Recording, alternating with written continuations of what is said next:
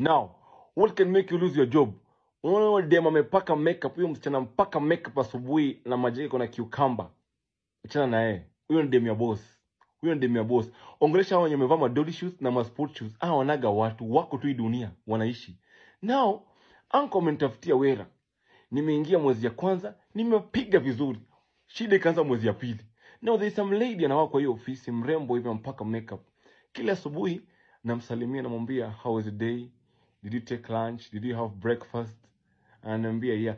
Na unashangaa mdosi ni mwezi ya kwanza lakini umenifuatilia sana. Umenifuata sana. What is wrong with you? Na mwisho mwezi kafika, tukalipo mshahara. Nikaenda kununua viatu mpya. Nikaingia nazo Monday. Ule madam nikapatana naye akaniambia I like your shoes. Nikamwambia mwanaume ni kiatu. Boss alikuwa anapita akasema they'll take you home.